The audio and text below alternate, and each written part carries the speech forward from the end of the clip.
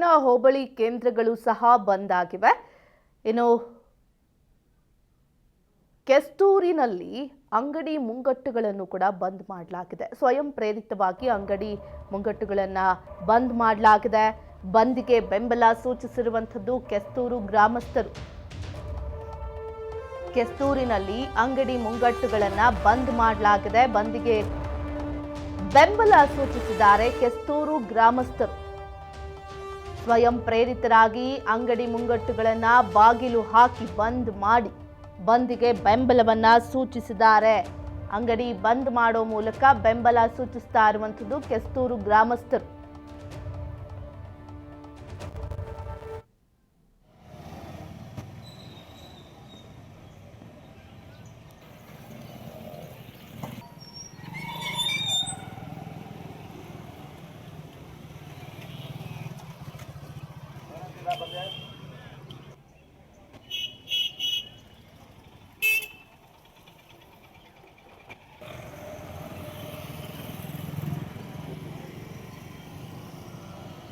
ಮತ್ತಷ್ಟು ಮಾಹಿತಿ ನಮ್ಮ ಪ್ರತಿನಿಧಿ ಪ್ರವೀಣ್ ನೀಡ್ತಾ ಹೋಗ್ತಾರೆ. ಪ್ರವೀಣ್, ಈ ಕಡೆ ಒಂದ್ ಕಡೆ ಬಂದ್ ಆಗ್ತಾ ಇದೆ, ಮತ್ತೊಂದು ಕಡೆ ತನಿಖೆ ಆಗ್ತಾ ಇರುವಂಥದ್ದು. ಇದನ್ನ ಮೊದಲೇ ಪೂರ್ವ ನಿಯೋಜಿತವಾಗಿ ಪ್ಲಾನ್ ಮಾಡಿಕೊಂಡು ಕಲ್ಲು ತೂರಾಟ ನಡೆಸಿದ್ರಾ ಅನ್ನೋದು ಕೂಡ ತನಿಖೆ ಆಗ್ತಿದೆ. ಒಂದಷ್ಟು ಜನರನ್ನ ಬಂಧಿಸಿದಾರಂತೆ. ಈ master mind king pin escape ಆಗಿದ್ದಾನೆ ಅನ್ನೋದು ಕೂಡ ಇದೆ. ಹೇಗೆ ಆತನ ಹುಡುಕಾಟ ಶೋಧ ಕಾರ್ಯ ಹೇಗೆ ನಡೀತಾ ಇದೆ, ಬಂದಿಗೆ ಯಾವ ರೀತಿ ಸಹಕರಿಸ್ತಾ ಇದ್ದಾರೆ ಜನ, ಈ ಕುರಿತು ಅಪ್ಡೇಟ್ಸ್ ಕೊಡೋದಾದ್ರೆ?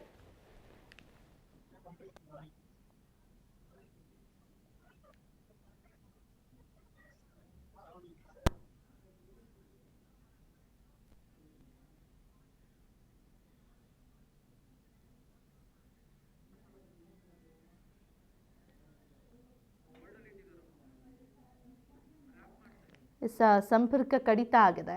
ಎಲ್ಲದಕ್ಕಿಂತ ಹೆಚ್ಚಾಗಿ ಮದ್ದೂರಿನ ಹೋಬಳಿ ಕೇಂದ್ರಗಳು ಸಹ ಬಂದ್ ಮಾಡಿರುವಂಥದ್ದು. ಅಂದರೆ ಬಂದಿಗೆ ಸ್ವಯಂ ಪ್ರೇರಿತರಾಗಿ ಒಂದು ಬೆಂಬಲವನ್ನು ಸೂಚಿಸ್ತಾ ಇರುವಂಥದ್ದು ಕೆಸ್ತೂರು ಗ್ರಾಮಸ್ಥರು. ಏನು ಬಂದ್ ನಡೀತಾ ಇದೆ, ಇದಕ್ಕೆ ವಾಲಂಟಿಯರ್ ಆಗಿ ಸ್ವಯಂ ಪ್ರೇರಿತರಾಗಿ ಬಂದಿಗೆ ಸಹಕಾರವನ್ನು ನೀಡ್ತಾ ಇರುವಂಥದ್ದು.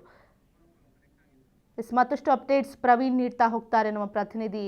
ಈ ಕಡೆ ಕೆಸ್ತೂರಿನಲ್ಲಿ ಅಂಗಡಿ ಮುಂಗಟ್ಟುಗಳು ಬಂದಾಗಿವೆ, ಸ್ವಯಂ ಪ್ರೇರಿತವಾಗಿ ಬೆಂಬಲ ಸೂಚಿಸ್ತಾ ಇರುವಂಥದ್ದಂತೆ ಗ್ರಾಮಸ್ಥರು, ಕೆಸ್ತೂರಿನ ಗ್ರಾಮಸ್ಥರು. ಮತ್ತೊಂದು ಕಡೆ ಕಿಂಗ್ ಪಿನ್ ಹುಡುಕಾಟದಲ್ಲಿ ಪೊಲೀಸರಿದ್ದಾರೆ. ಈ ಮದ್ದೂರಿನ ಪ್ರಕರಣಕ್ಕೆ ಅಪ್ಡೇಟ್ಸ್ ಕೊಡೋದಾದ್ರೆ ಪ್ರವೀಣ್. ವಿದ್ಯಾ, ಏನು ಮದ್ದೂರಿನ ಒಂದು ಗಣೇಶ ಮೆರವಣಿಗೆ ಸಂದರ್ಭದಲ್ಲಿ ನಡೆದಂತ ಕಲ್ಲು ತೂರಾಟಕ್ಕೆ ಸಂಬಂಧಪಟ್ಟಂತೆ ಒಂದಷ್ಟು ಪ್ರಮುಖ ಮಾಹಿತಿಗಳು ಈಗ ಲಭ್ಯವಾಗ್ತಾ ಇರುವಂತದ್ದು. ಏನು ಈ ಒಂದು ಘಟನೆಗೆ ಮೂಲ ಕಾರಣವಾದಂತಹ ಏನು ಚನ್ನಪಟ್ಟಣ ಮೂಲದ ಇರ್ಫಾನ್ ಅಂತ ಹೇಳಿ ಈಗ ಮಾಹಿತಿ ಲಭ್ಯವಾಗ್ತಾ ಇದೆ. ಈಗ ಇರ್ಫಾನ್ ಸೇರಿ 22 ಜನರನ್ನ ನ್ಯಾಯಾಂಗ ಬಂಧನಕ್ಕೆ ಒಪ್ಪಿಸಲಾಗಿದೆ. ಆದ್ರೆ ಈ ಒಂದು ಇರ್ಫಾನ್ ಮೂಲತಃ ಏನು ಚನ್ನಪಟ್ಟಣದವನಾಗಿದ್ದು, ಅವನು ಕಳೆದ 2-3 ವರ್ಷಗಳಿಂದ ಕೂಡ ಇಲ್ಲೇ ಬೀಡ್ಬಿಟ್ಟಿದ್ದ. ಆದ್ರೆ ಇವರು ಒಂದ್ ಸ್ವಲ್ಪ ಅತಿ ಹೆಚ್ಚು ತನ್ನ ಧರ್ಮದ ಬಗ್ಗೆ ಒಲವು ಮತ್ತು ಇದನ್ನ ಇಟ್ಕೊಂಡಿದ್ದ ಕಾರಣ ಏನು ಹಿಂದೂಗಳನ್ನ ಕಂಡ್ರೆ ಮತ್ತೆ ಈ ರೀತಿಯ ಒಂದು ಆಚರಣೆಗಳು ಕಂಡ್ರೆ ಒಂದಷ್ಟು ಅವನಿಗೆ ಏನು ಆಗ್ತಿರ್ಲಿಲ್ಲ ಅನ್ನೋ ಒಂದು ಮಾಹಿತಿ ಇದೆ. ಅದರ ವಿರುದ್ಧ ಅವನು ಸಂಘಟನೆಯನ್ನ ಮಾಡ್ತಿದ್ದ, ಹಿಂದೂಗಳ ವಿರುದ್ಧ ಒಂದಷ್ಟು ಸಂಘಟನೆಗಳನ್ನ ಮಾಡ್ತಿದ್ದ ಅಂತ ಒಂದು ಮಾಹಿತಿ ಈಗ ಲಭ್ಯವಾಗ್ತಾ ಇರುವಂತದ್ದು. ಹಾಗಾಗಿ ಇರ್ಫಾನ್ ತನ್ನ ಸ್ನೇಹಿತರೊಟ್ಟಿಗೆ ಜೊತೆ ಸೇರಿ ಈ ಒಂದು ಪ್ರಕರಣದಲ್ಲಿ ಭಾಗಿಯಾಗಿದ್ದಾನೆ ಅಂತ ಹೇಳಿ ಮಾಹಿತಿ ಇದೆ, ಪ್ರಾಥಮಿಕ ಮಾಹಿತಿ ಲಭ್ಯವಾಗ್ತಾ ಇರುವಂತದ್ದು. ಈ ಒಂದು ಆ ಒಂದು ಮೆರವಣಿಗೆ ಸಾಗುತ್ತಿದ್ದ ಸಂದರ್ಭದಲ್ಲಿ ಲೈಟ್ ಆಫ್ ಮಾಡಿದ್ರಲ್ಲೂ ಕೂಡ ಇವನ ಪಾತ್ರ ಪ್ರಮುಖವಾಗಿದೆ ಅಂತ ಹೇಳಿ ಈಗ ಬಲಮೂಲಗಳ ಮಾಹಿತಿ ಲಭ್ಯ ಆಗ್ತಾ ಇದೆ. ಹಾಗಾಗಿ ಈಗ ಪೊಲೀಸರು ಅವ್ರನ್ನ ಏನು ನ್ಯಾಯಾಂಗ ಬಂಧನಕ್ಕೆ ಒಪ್ಪಿಸಿದ್ದಾರೆ. ವಿದ್ಯಾ, ಓಕೆ, ಧನ್ಯವಾದಗಳು ಪ್ರವೀಣ್ ತಮ್ಮೆಲ್ಲ ಡೀಟೇಲ್ಸ್ಗೆ.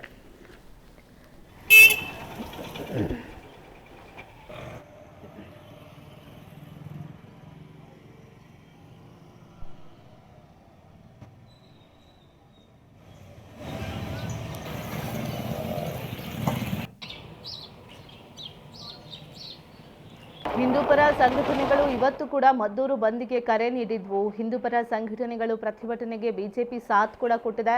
ಮದ್ದೂರಿನ ಕೆಎಂ ದೊಡ್ಡಿ ಆಗಿರ್ಬೋದು, ಜೊತೆಗೆ ಬೆಸಗರಹಳ್ಳಿ, ಕೆಸ್ತೂರು ಸೇರಿದಂತೆ ಹಲವು ಹೋಬಳಿ ಕೇಂದ್ರಗಳು ಸಹ ಬಂದ್ ಆಗಿವೆ. ಸ್ವಯಂ ಪ್ರೇರಿತವಾಗಿ ಅಂಗಡಿ ಮುಂಗಟ್ಟುಗಳನ್ನು ಈ ಅಂಗಡಿಯವರು ಸ್ವಯಂ ಪ್ರೇರಿತವಾಗಿಯೇ ಬೆಂಬಲವನ್ನು ಸೂಚಿಸ್ತಾ ಇರುವಂಥದ್ದು ಬಂದ್ ಮಾಡೋ ಮೂಲಕ. ಗಣೇಶ ವಿಸರ್ಜನೆ ಮೆರವಣಿಗೆ ವೇಳೆ ಅನ್ಯ ಕೋಮಿನರಿಂದ ಕಲ್ಲು ತೂರಾಟ ಪ್ರಕರಣ ಮದ್ದೂರು ತಾಲೂಕಿನಲ್ಲಿ ಶಾಂತಿ ಕದಡುವ ಕೆಲಸ ಆಗಿತ್ತು. ಮದ್ದೂರಿನ ಸ್ಥಿತಿ ಈಗ ಬೂದಿ ಮುಚ್ಚಿದ ಕೆಂಡದಂತಿದೆ. ಸೆಪ್ಟೆಂಬರ್ 8ರಂದು ಹಿಂದೂಪರ ಸಂಘಟನೆಗಳ ಕಾರ್ಯಕರ್ತರು ರಸ್ತೆಗಿಳಿದು ಪ್ರತಿಭಟನೆ ನಡೆಸಿದ್ರು.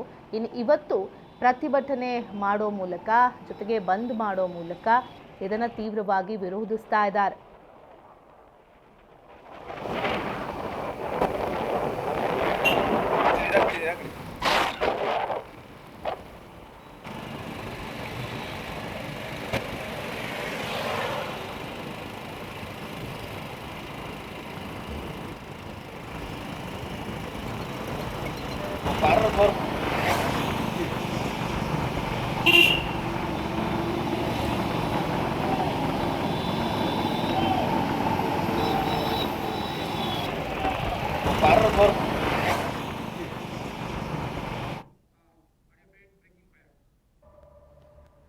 ಮದ್ದೂರಿನಲ್ಲಿ ಗಣೇಶನ ಮೆರವಣಿಗೆ ವೇಳೆ ಕಲ್ಲು ತೂರಾಟ ನಡೆದಿತ್ತು. ಕೇಸಿಗೆ ಸಂಬಂಧಪಟ್ಟಂತೆ ಆರೋಪಿಗಳ ಪರ ವಕಾಲತ್ತನ್ನ ವಹಿಸದಂತೆ ವಕೀಲರು ನಿರ್ಧಾರವನ್ನ ಮಾಡಿದಾರಂತೆ.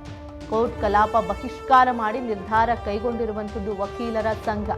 ಆರೋಪಿಗಳ ಪರ ವಕಾಲತ್ತು ವಹಿಸದಂತೆ ಮದ್ದೂರು ವಕೀಲರು ನಿರ್ಧರಿಸಿದ್ದಾರೆ. ಮದ್ದೂರು ತಾಲೂಕಿನ ವಕೀಲರಿಂದ ಒಮ್ಮತದ ತೀರ್ಮಾನ ಇದು. ಆರೋಪಿಗಳೇನ್ ಕಲ್ಲು ತೂರಾಟ ನಡೆಸಿದ್ದಾರೆ, ಇವರ ಪರವಾಗಿ ಯಾರು ಕೂಡ ವಕೀಲತ್ತನ್ನ ವಹಿಸದಂತೆ ತೀರ್ಮಾನ ಮಾಡಿದ್ದಾರೆ ಮದ್ದೂರಿನ ವಕೀಲರು. ಹೊರಗಡೆಯಿಂದನೇ ಹೋಗ್ಬೇಕೀಗ ಯಾರಾದ್ರೂ ಆರೋಪಿಗಳ ಪರವಾಗಿ ವಕಾಲತ್ತನ್ನು ವಹಿಸಬೇಕು ಅಂತ ಅಂದ್ರೆ. ಮದ್ದೂರಿನ ವಕೀಲರು ಯಾರು ಕೂಡ ನಾವು ವಕಾಲತ್ತನ್ನು ವಹಿಸಲ್ಲ ಅಂತ ಒಮ್ಮತದಿಂದ ನಿರ್ಧಾರವನ್ನ ಕೈಗೊಂಡಿದ್ದಾರೆ.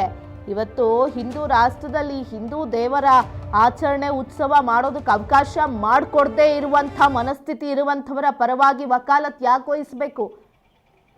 ಈ ಒಂದು ನಿರ್ಧಾರಕ್ಕೆ ಮದ್ದೂರು ತಾಲೂಕಿನ ವಕೀಲರು ಒಮ್ಮತದ ಸಮ್ಮತವನ್ನು ಸೂಚಿಸಿರುವಂಥದ್ದು. ವಕೀಲರ ಸಂಘದ ಸಭೆಯಲ್ಲಿ ನಿರ್ಣಯವನ್ನು ತೆಗೆದುಕೊಂಡಿದ್ದಾರೆ ವಕೀಲರು. ಮದ್ದೂರು ತಾಲೂಕಿನ ವಕೀಲರು ಒಮ್ಮತದ ನಿರ್ಣಯವನ್ನು ಕೈಗೊಂಡಿರುವಂಥದ್ದು. ಎಲ್ಲರೂ ಕೂಡ ಇದಕ್ಕೆ ಸಮ್ಮತವನ್ನು ಸೂಚಿಸಿದ್ದಾರೆ.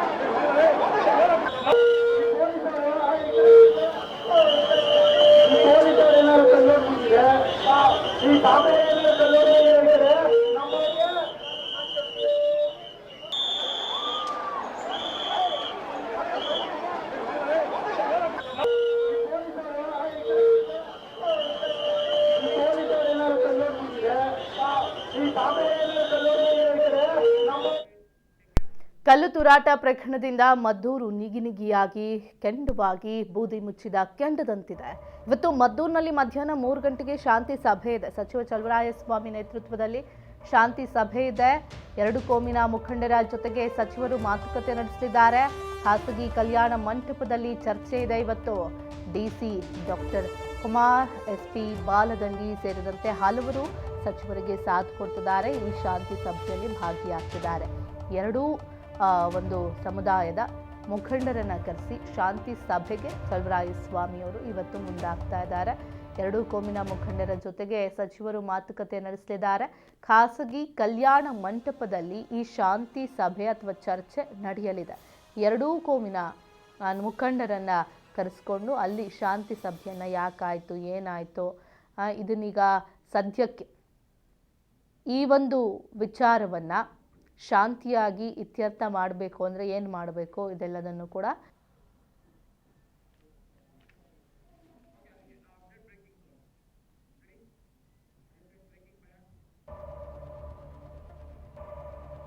ಗಣೇಶನ ಮೇಲೆ ಕಲ್ಲು ತೂರಾಟ ಅತ್ಯಂತ ಹೇಯ ಕೃತ್ಯ. ಹುಬ್ಬಳ್ಳಿಯಲ್ಲಿ ಶ್ರೀರಾಮ್ ಸೇನೆ ಮುಖ್ಯಸ್ಥ ಮುತಾಲಿಕ್ ಹೇಳಿಕೆ ಕೊಟ್ಟಿದ್ದಾರೆ. ಮುಸ್ಲಿಂ ಗೂಂಡಾಗಳು ಕಲ್ಲು ಎಸೆದಿದ್ದಾರೆ. ಮದ್ದೂರು ಘಟನೆ ಇದು ಮೊದಲೇನಲ್ಲ, ಇದು ಕೊನೆಯೂ ಅಲ್ಲ. ನಾಗಮಂಗಲದಲ್ಲಿ ಇದೇ ರೀತಿ ಘಟನೆ ನಡೆದಿತ್ತು. ಹುಬ್ಬಳ್ಳಿಯಲ್ಲಿ ಶ್ರೀರಾಮ್ ಸೇನೆ ಮುಖ್ಯಸ್ಥ ಮುತಾಲಿಕ್ ಈ ಕುರಿತು ಹೇಳಿಕೆ ಕೊಟ್ಟಿದ್ದಾರೆ. ಮದ್ದೂರಿನ ವಿಚಾರಕ್ಕೆ ಕುರಿತಂತೆ ಪ್ರತಿಕ್ರಿಯೆ ಕೊಟ್ಟಿರುವಂಥದ್ದು.